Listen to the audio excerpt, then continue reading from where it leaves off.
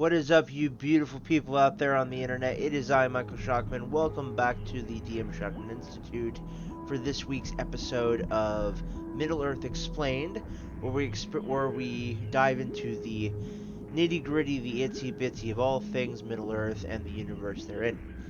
Um, During this week's episode, we are going to be focusing on our third race in the lexicon of races in Middle Earth.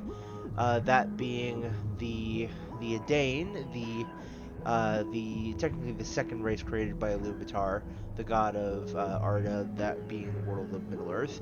But the third one in our series, that being men, and we are going to be covering their main overarching race as it pertains to more or less the second and third age, and then also their two main subsets, both cultural and slightly to a lesser extent physiological and religious wise. Really quick, two things before we get started. First off, actually, technically three things. First, I want to say thank you so much for all the support on the channel. I really appreciate it. We've been growing, continuing to grow pretty quickly, and we've been getting likes and shares and subscribes. I really appreciate it. Love you all so much. In that note, on to the second thing.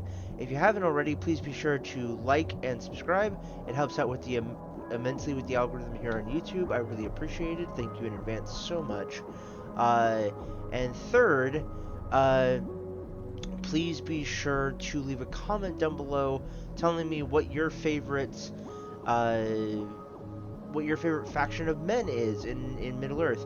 Are you a fan of Rohan? Are you a fan of Numenor? Are you a fan of the Dunedain? Are you a fan of Gondor? Or are you more one of those men of the East where you're kind of the evil, edgy boys of either Rune or that being the Haradrim or the Umbers? Leave a comment down below. Tell me. I would love to hear from it, and I would love to converse with you guys. Thank you so much. And with that out of the way, we're going to dive into those namesakes as we cover men here in Middle Earth Explained. Here we go. Alright, so first off, right off the bat, I just want to say men, like with the elves, and with the dwarves even, are a vastly storied race. They were the second born race of Iluvatar, that being the overarching god of Arda, and as such, there's way too much history for us to cover in one video. Obviously, we will be deep diving into each one of these individual factions that we're going to cover in broad strokes today in future videos. So, for the meantime, just sit back, grab a beverage. We're about to get deeply nerdy. All right. So, first off, as it pertains to our video, the men started off. Uh, there were technically There's technically one form of men at the beginning of where our kind of our little recounting of it picks up, and those were the men of Numenor. Now, a good analogy in our own real life uh, folklore, as it were, and I think honestly one of the um, inspirations for the men of Numenor was the men of Atlantis. These technologically, and in this case, in Lord of the Rings, very spiritually blessed and advanced people who just were honestly, and I don't mean this in a cynical or superior way, they were literally superior men to basically all those who came after them. Numenorians were generally taller than average, usually coming to actually taller than elves. Most of the tall elves, for reference, were between 6'3" and like 7 foot, whereas the tallest of the Numenorians, who was the king Elendil, who was at the Battle of the Last Alliance, was about 7'7", and that was just kind of seen as being about a little bit above average at that time. So take that as you will. So they were on one hand taller, they were more strong, and they also lived longer. because they sided with the elves during the battle of the War of Wrath, and also sided with the Valar. They were given longer life than normal, though they still technically had um, access to the gift of men before a certain point. We'll get into that at a later video. Um, that gift of men being death, by the way, just for reference. Uh, anyway, um, that was the men of Numenor.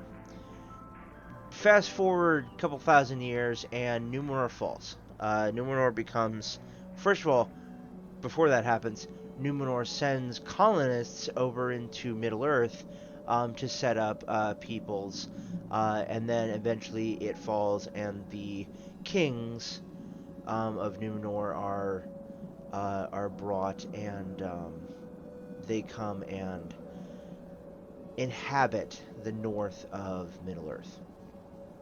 Um, During this time, the kingdom of Arnor is founded. Now, the kingdom of Arnor, fast forward again, a couple thousand years, the kingdom of Arnor is split up into uh, the lost kingdoms of Eriador, which are inhabited by, and this is a good segue into our three main subsets, the people of uh, the Dunedain, who are the true descendants of the Numenorian kings, having longer life, though not as much as the Numenorians. The people of Rohan, eventually, who are the horse lords of the kind of central area, the steppe area around um, the River Eisen and Fangorn Forest, and then the men of the south, that being Gondor. And there's a whole bunch of stuff that I could go into here and there about the various differences between and variations of politics and all that stuff, but we're not going to focus on that here. Suffice to say that those are the three main men of the West subset races and classifications of men. Now moving on, we have the men of the East.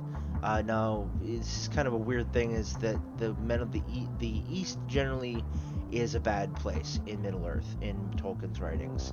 As the further east you go, the more corruption is there, and ideally, geographically, the farther you are from Valinor, which is essentially heaven. So the further away you get from that, the more corruption there is. As such, you have two main subsets of humans, two main cultural subsets, those being of Umber, and those Umber being the ones who focused more on coastal regions and had more access to ships, and the other one being the Rune, otherwise known as the Haradrim, which were totally landlocked and were more like a southern neighbor of Mordor, and as such were just bad business all around. Anyway, guys, I've been blathering on long enough, and I think we need to now focus on to some more darker things in next week's session, as we are ending this week's session, and we are going to move on to the more darker powers next week when we focus on the orcs and their various subsets. So stay tuned for that. Thank you so much. I'm Michael Shockman. I've been your host and commentator. One last thing before we go. Please be sure to follow the links down in the description. You know what they do, you know where they go, you know what to do. I really appreciate it. Remember, as always, guys, keep it real, keep it safe, keep it healthy, and we'll see you guys again soon in the Institute. Bye, guys.